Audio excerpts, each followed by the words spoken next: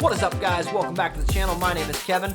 Today we're going to be installing some EZNeo lights from TH3D on our Ender 3 V2. These are LED RGB lights that mount right to the top of your printer, and they're super cool. They change different colors with different functions, so when they're printing it'll be green. If the print's finished it'll be red, or you can set it to white or whatever color you want and just light up your print bed.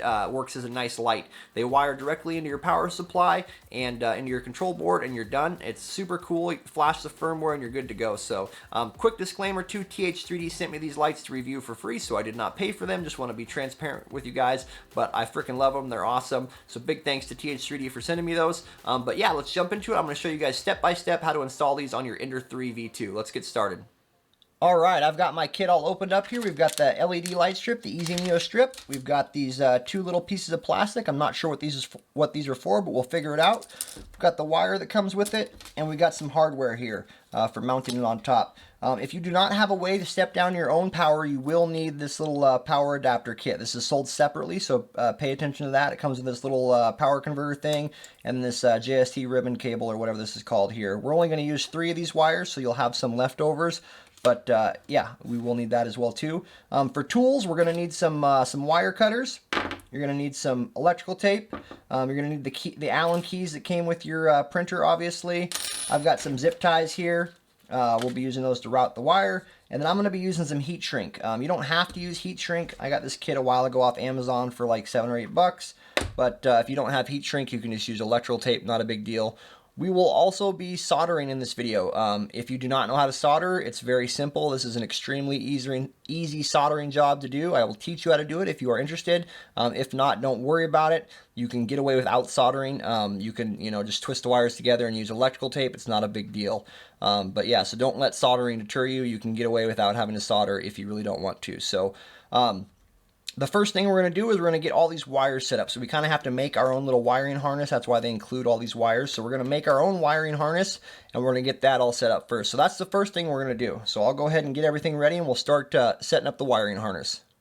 Alright, so the first thing we're going to do is we're going to open up the wiring that comes with our, that came with the EZNeo. I'm going to cut this. Don't accidentally cut your wires. A little ribbon on there. We're going to open this up and set this wire off to the side for now. Oh, I thought these were all wrapped together, but they're just loosely together. We're going to set that wire off to the side for now. We're going to take this ribbon cable, and we want to keep the exact same color code. You don't have to, but we're going to do that. So we're going to take off these end 2 black and white wires. We're just going to peel them straight off. And then we're going to go for a red wire as well too. So we're going to take these next 2 off.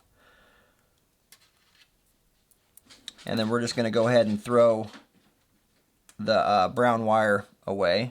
Well, off to the side, you don't throw it away. And then this is extra now too, so we don't need this anymore. So what we should have, and we're going to peel the black and the white apart as well too. So now we should have 3 of these little connector wires. I don't even know what you call them, JST wires. We got a white, a black, and a red. And we have our this little connector as well too. So with this little connector, we're going to cut the tip of this plug off. So we're taking our cutters, cut it as close as you can to the edge of the plug so you can save yourself some wire. Cutting that plug off.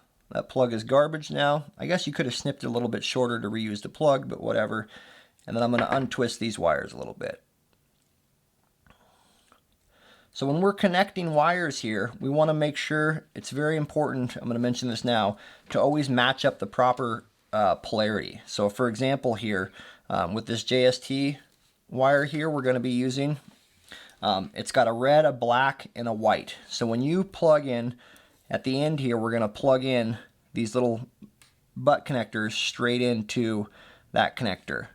So when we plug these in, you want to make sure 100% that you go red to red, white to white, black to black. So now that we have these all pulled apart, I'm going to move that wire off to the side for now. So what we're doing with these wires here is our red and our black are going to be our power and ground, and then our white is our signal. So the white's going to go to our control board on our printer, and the black and the red are going to go to the power supply on the printer. So we're going to take our JST connectors and we're going to cut off which ends. Let me double check. I'm going to make sure I know which ends we're cutting off first. Alright, so we're cutting off the female ends of just the red and the black wire right now. So we're going to take our red and our black wire and we're going to cut the female ends off. So we're keeping the ends with the tips on them and we're cutting the female ends off here. So we'll use garbage now. You're going to need some strippers. This is not silicone wire, so you can't just slip them off. I'm going to grab some strippers real quick. Alright, if you don't have strippers, you can use some wire cutters or whatever, or some kind of cutters. You can even use your teeth. I don't recommend it, but yeah, whatever you got to do to strip off the wire. Try not to cut any of the extra wire. When you cut it off, you shouldn't be getting extra strands of wire in there. And we're going to cut roughly about that much off, so we have about that much exposed wire going on. And we're going to do the same with this little connector here. So we're going to take these two wires. These are silicone wires. You can feel these. So you can pinch these and just kind of tweeze the end of the wire, or pinch the end of the wire off. Again, we're going to do about the exact same length. So now we've got both of our wires like that. So now we're going to take these wires, again, make sure you have the correct polarity, meaning red goes to red and black to black, and we're going to twist these wires together. Alright, so I went and got my soldering iron. I got it set up here on the desk. If you have not soldered before, a sponge, get it damp, that's all you need. A little bit of solder. You want solder that's got rosin core inside of it. This is just cheap solder from Amazon. I'll leave it linked in the description. It's rosin core flux solder. And then what I'm using here is just blue sticky tack. This stuff works great for soldering. Use your wires, or to hold your wires for you. So with the wires, all I'm doing is I've kind of got them straight here, both my red ones. And then I'm going to kind of push them together. It was kind of hard to get them to stay. Alright, so I've got them together now. And then my soldering iron I'm using is literally just a cheap one from Amazon. I've got it set to about, it's at 500. It's pretty or higher than it needs to be. Take a little bit of solder, you touch it to your tip, get a little bit on there, and then when you put your tip on there, you push the wire on it. So set your tip of your soldering iron on the wire and then push some solder into it. Hopefully you guys can see that okay. And you only need a little bit, so I'm putting the soldering iron on there and then pushing solder into it. Let it sit for a second. Use your wet sponge. Set your soldering iron down. And voila, that's a crappy job, but it'll work. It's still a little warm. Yeah, that's pretty crappy, but it'll work. I'm trying to keep it on camera, so whatever, we're going to go with that. It's getting a good connection. So we're going to do the same thing with the black wire now. So that's just sitting there. I'm going to wipe my soldering iron off on my sponge. I'm going to put a little bit of solder on the tip, and then I touch it to the wire and then push the solder into it. So touch it to the wire and then feed the solder into it, and then boom, it literally just takes a little bit and you're done. Try to exhale when you're doing it too, so you don't breathe in the smoke. The smoke is poisonous. It's lead. Again, that's crappy, but it'll work. The wires are getting a connection. Yeah, hopefully you guys can see that. Okay, if you do not have heat shrink, you can use electrical tape now. So I'm just going to take heat shrink and I'm going to measure it. Looks like I can get away with cutting a little bit off of this.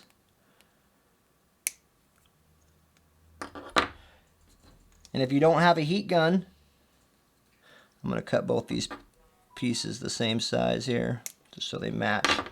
And if you don't have a heat gun, you can use a lighter. I'm going to grab mine right now, actually. Again, it's not perfect, but it'll do the job. So now that we've got our heat shrink on there, you should have put that on first. We're going to slide that over the connection. If you don't have heat shrink, just use electrical tape, not a big deal. And I'm just going to turn my heat gun on and hit it. I'm going to make sure it's centered good. A little bit extra. Make sure you turn your soldering iron off now.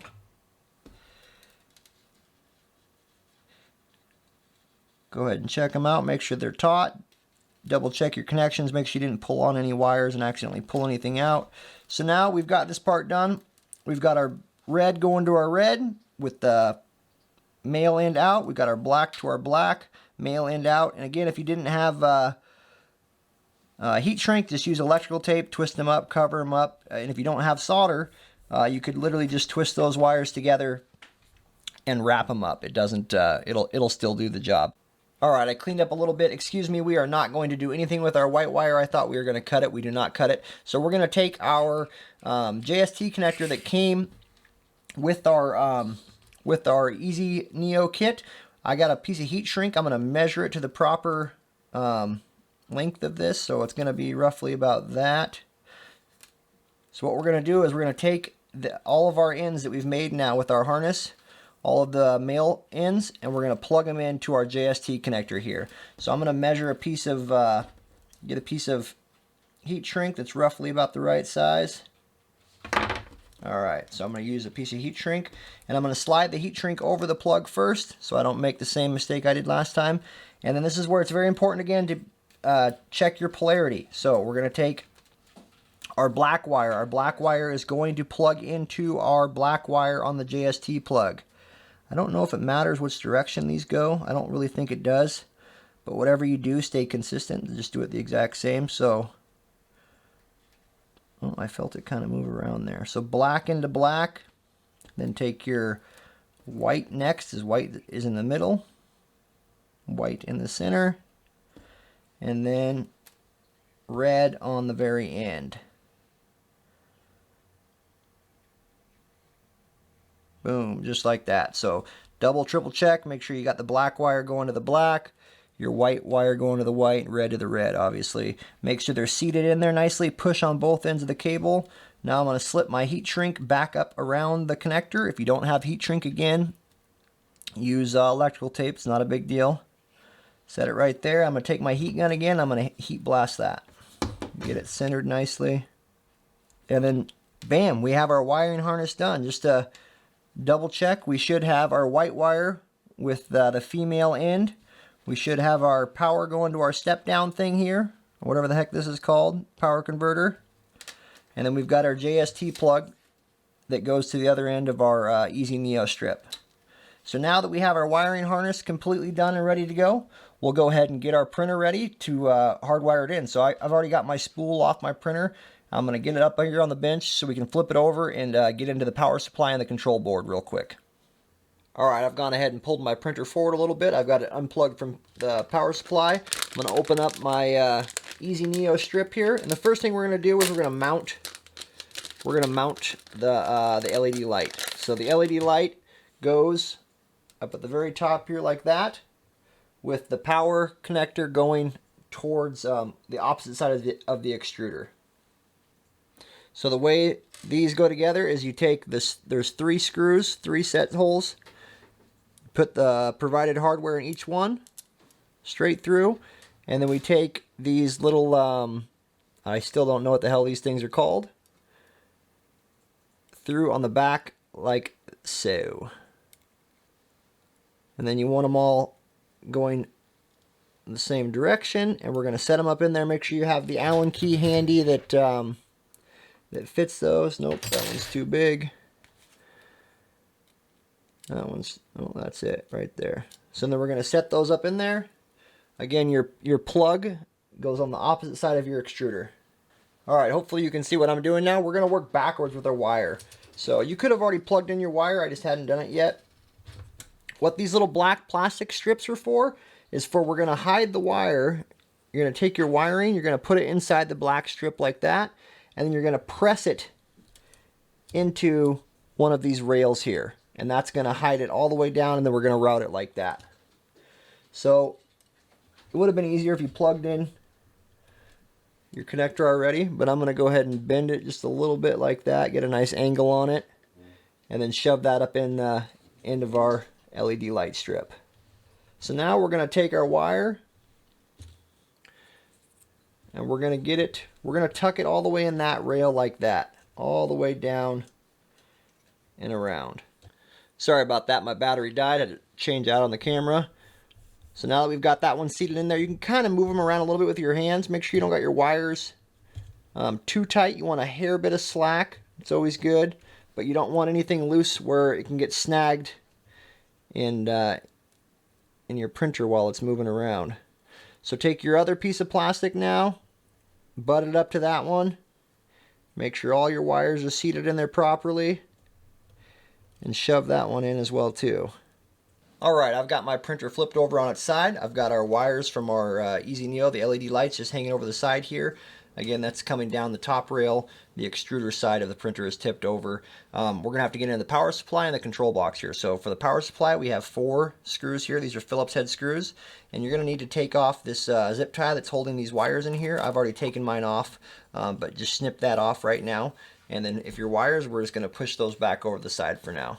If you have an EZABL, careful you're not resting it on the case like I am. That's not wise to do, but that's just how I've got mine sitting right now. I've got a roll of tape propped up on this side and a pair of pliers on that side. So again, we got 2 Phillips screws here, 2 on the bottom, and then this single Allen key head here. And we're also going to get into the control panel too, so if you got those opened up already, not a problem, but we'll go ahead and do that now. Alright, now that you have all 4 or 5 of those screws out, we're going to pull our power supply. It kind of slides out and tilts. Kind of pull it out just a little bit. Careful of your other wires here on your end. Don't pull too hard. And we got to get these 2... Oh, it's pinched in there a little bit. We're going for these 2 side. Pull it forward and then slide it out. We're going for these 2 screws right here is what we're after. Or excuse me, they're Allen keys as well too. These are holding the cover of the power supply fan on. So you can take your cover off, and then we're going to put our power supply back in where it goes and take one of the screws that came with it, or that was holding it in place, and then use a screw, if I can get it back in the correct hole,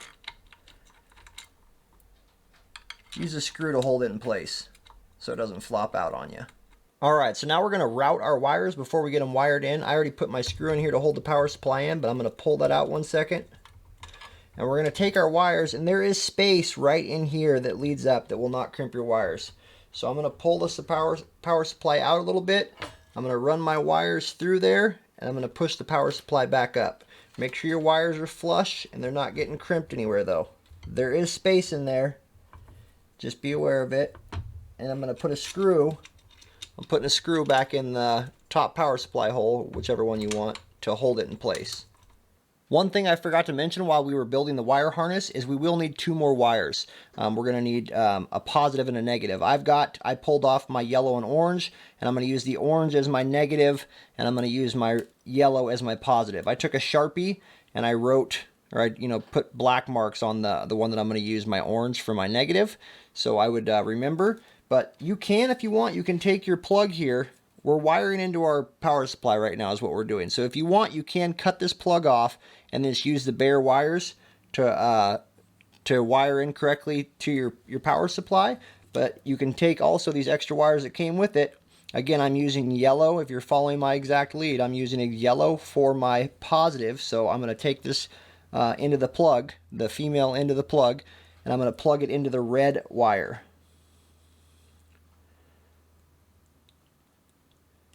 That's in my red wire. Then I'm going to take my orange female plug, and I'm going to plug it into the black wire. Seat it in there. And then double check yourself to make sure you got the right one. So I went yellow to red, so yellow is my hot. Orange, which I drew black on, is my black, my negative. And then what we're doing now is we're wiring these to our power supply. Alright, so now I'm going to take my orange wire, which I'm double checking is my negative again. Make sure that's going to my black. And I'm going to take this pin, the end of this pin, make sure you can see it here, sorry. I'm going to take this pin and I'm going to unscrew the screw a little bit, and I'm going to stick it up behind it, and I'm going to tighten it. You can snip the wire if you want and wrap it around there and do it however you want, or put a clip on it, whatever works best for you. But I'm just going to unscrew the screw a little bit on my power supply, push the wire up underneath it, tighten it back down. Alright, my fat head was in the way when I was wiring those in, so you couldn't really see what I was doing. I'll overlay a picture so you can see exactly what it looks like. Just make sure you put your negative to the negative and your positive to the positive. You have 3 slots here for negative and 3 slots for positive. You should, if your printer is completely stock, you should only have 2. I have 3 now because I have my EZABL hardwired, which is auto bed leveling. I have that hardwired in there as well too. So I have all my terminals full now. And now we're going to go ahead and open up and get our signal wire going to the control board. So right now we should still have, sorry it's a little bright, I'll turn that down 1 second. We should still have our signal wire not, signal wire should be the only plug we have left, a female signal wire here. And we're going to open up our control board and we're going to wire that in. You should have a little bit of extra wire left over too. Don't worry about, there a lot of wire it looks like left over. Don't worry about that. We're going to get that taken care of, get it wrapped up nice and tight. So now we're going to open up our control board. I should have told you to do that beforehand. I'll leave a note on the earlier in the video before you flip the printer over to take the screw out. But if you have not taken your control board out before, there's one screw on the very front. I'll overlay a picture of where it's at. And then we have these 3 screws over here on the bottom. So we're going to take these out. When you take this out as well too, there's a fan attached to this. Be very careful. Don't just pull the cover right off because the fan has got a short wire. And when you take your cover off, you can accidentally unplug your fan there. So be careful when you take the cover off. All right, mine could look a little bit different than yours because I've done a few other things. I've got an EZAB out or easy out board in there, but that does not matter at all. It's going to be hard for you to see this, but we're plugging this wire into an extra port. Hey guys, Kevin from the future here. So the pin that I'm going to show you where to put the signal wire in the video is incorrect. It used to work on the 422 boards, and then either Creality Ninja changed something or the Marlin firmware got changed. But whatever the reason, Tim from TH3D gave me this updated diagram. These are the correct pins that you can use. So I am using the PEI 14. That is the one that I have circled in red here. It's right next to the LCD header, and it's the 3rd pin from the top. You literally just take your signal wire and push it over, slide it right over it, make sure it's seated on there good. So sorry about the inconvenience. I had to go back and open up my control board and move my signal wire. So ignore where I'm placing the pin and use this diagram. Note this too in the firmware. So you want to put PEI 14 if you're using the exact same one I am using when you're compiling your firmware. Sorry about the inconvenience, guys. Back to the video. And it's a 2-pin plug, and we're just slipping it over one of the plugs. So this is a female one, and the plugs in there, they got 3 pins on it. We're using a 3-pin port, and we're just plugging this single wire into one of the pins on there. So after looking at this for a minute, wire management, how you want to stash your wires is going to be up to you. I'm going to take my extra slack here and basically fold it over a couple times, something like that, and then I'm going to shove it up in my power supply here and then put the cover back over it. So be careful when you're doing this. You don't pull on any wires or twist any wires. But, yeah, I guess it's kind of up to you how pretty you want to make it look. Our extra slack, I'm going to hide down in here too. I'm just going to get those original wires in there first. And then I'm going to start looking on how this is going to go. So we're going to have some extra slack there. And I will tuck that under the cover. Yep, there's a chaseway there in the middle. So this little cutout here will work perfectly for stashing all your extra wire. So you want enough wire on the top to keep it tight to your rail. So hold your thumb with the wire pinned all the way in the corner up there. And then whatever's left over, we're going to tuck that in this little chaseway here. So now I'm going to take my power supply cover. I'm going to unscrew the top bolt first so I can get to it. And I'm going to take my cover and start working my cover on. You'll probably have to pull your power supply out a little bit. Slide your cover back on. Make sure you're not pinching any wires. Alright, now that the power supply is cinched back down, double check your wires again. We really want to make sure we're not pinching anything. Make sure that's floating good. Look at the end stop down here. This is your Y-axis motor coming out of your power supply back here. Make sure it's not pinched or unplugged. And when you're putting everything back together, it's good to double check that nothing came out loose. So when we go to put our fan cover back, or our control board cover back on here, double check your wires. Give them all a good push. Make sure they're tucked in there nicely. And we're going to take our power supply cover. I'm going to get these wires a little more cleaned up first. So if you hold up top here, you can't see my hand on the back side, but you want to keep it tight to the rail all the way down the side, and then that's how much slack we're going to have. So I've got roughly about that much. So I'm just going to ball it up in here in the middle, just like that. Make sure my control wire, or my signal wire, is sitting in there nicely. And these big fat cable, whatever the heck they're called, sit in that little cutout. Sorry about that, the SD card filled up.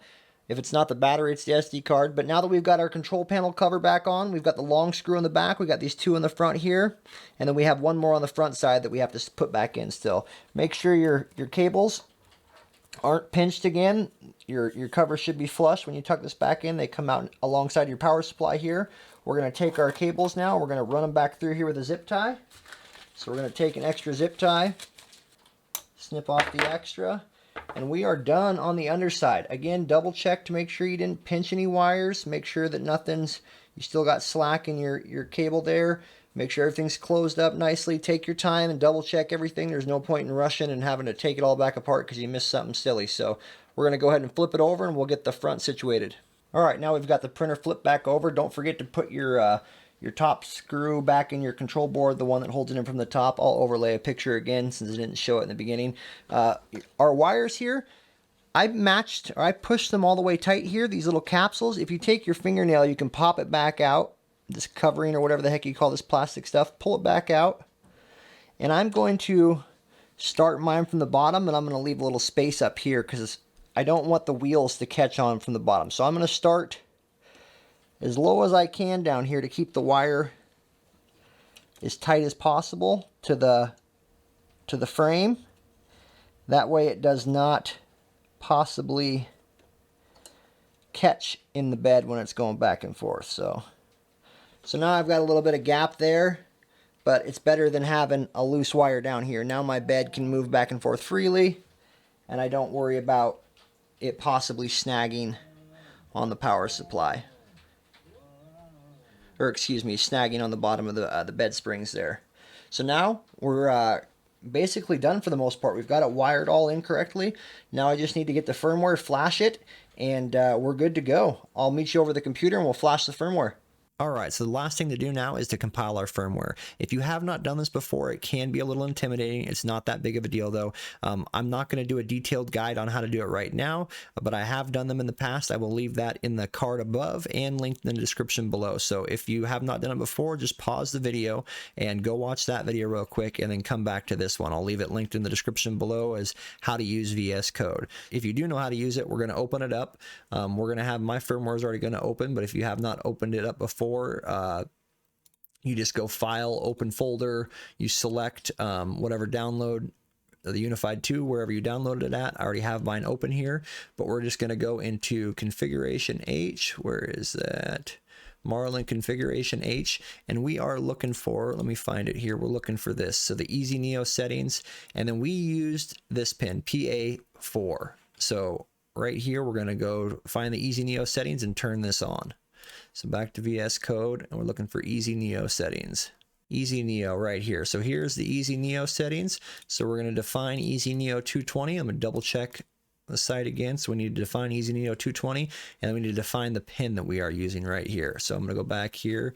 I'm going to uncomment this, and I'm going to uncomment this. This is the correct pin head that we're using, NeoPixel pin PA4. Double check one more time to triple check PA4, and that is the pinhole that we use, the very top one next to this, whatever these are called here. So boom, that is good. We're going to make sure our probes, or nothing, excuse me, nothing else changed.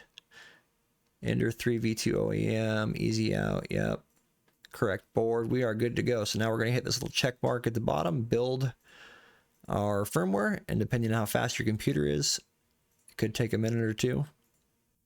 All right, it's done building the firmware. And just to clarify too, if this is your first time using Unified 2 firmware, it's very simple to use. They make it pretty straightforward here. So if you were only using, if you had a completely stock Ender 3 V2 and you were just adding these EZNeo lights, like if that was the only upgrade you were doing, all you would do is define which board you're using. So right here, this is where you'd select your Creality printers. So the Ender 3 V2 comes stock with the 422 board. So you would uncomment this line right here, 19. And if you didn't have anything else done to it and you were just using the EZNeo, the LED lights, you would come down here and uncomment 78, and 82 like we just did here. You would ignore these other settings. So this is for an EZABL, which is auto bed leveling. This is for an EZOut for my filament runout sensor. So you would not, yours would not look exactly the same, but that's all you would comment, or excuse me, that's all you would do. And then you would click the build button, and then it's once it's done building, we're going to go up here to STM, this folder right here. We're going to click Reveal in File Explorer, and we're going to open this up. And the only thing we're looking for is the .bin right here. So this says this is the firmware .bin. You will need to have your SD card inserted in your computer. I already formatted mine as well too. So I'm going to right click this, click copy, Control V, or excuse me, Control C, whatever you want to do. Then I'm going to navigate to this PC. I'm going to go to my SD card. I'm going to right click, I'm going to click paste, and now we have our new firmware ready to roll on our SD card. So I'm going to go back. I'm going to eject this drive. And then now I will go over to the printer and we'll load our new firmware onto it. All right, as you guys saw earlier, I used the incorrect pin for my signal wire. That pinout used to work. Tim from TH3D was saying that they either changed it. He has an earlier version of the Ender 3 V2, so Creality either ninja fixed it or something in the Marlin firmware changed, I believe, if I understand what he was telling me correctly. But anyways, he went ahead and retested all the pinouts to find every available pin to use, so I will overlay a picture now. This is the same picture I showed earlier in the video, but I just want to show that to you now. So I went ahead and reflashed my firmware with the correct pinout now, and we'll power the printer on. And you'll be able to see the LED lights immediately fire up as soon as the printer starts. I already flashed my firmware. I turned it on once to make sure it worked. And yeah, there's a whole new menu. All right, hopefully you guys can see the menu okay. There's not too much glare on the screen. Now when we click on our menu, we scroll down, we have a whole new section called EZNeo, and these are all the presets you can mess with and change in here. So you can turn it off or on right there. If it's bothering you, want it off. You have different presets you can change here: white, red, orange, yellow, green, blue, indigo, violet. You can change, there's custom settings. You can go down here to custom lights and change the intensity of each color and whatnot. It's pretty sweet. If you mess something up and you want to just go back to defaults, you can click the defaults, and that goes back there. I believe the way it's set up under default too is when nothing's going on, it's white. When it starts printing, it goes green, and then when it's done, it goes red. I believe that is how it's gone. I haven't done a print yet, or it's how it's set up. I could be wrong on that.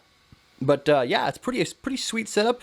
There is no external power supply. It literally powers right into your printer, so you don't have to, you know, worry about having another plug whenever your printer turns on. It turns right on. So pretty sweet LED setup to have up top, and I think it came out pretty good.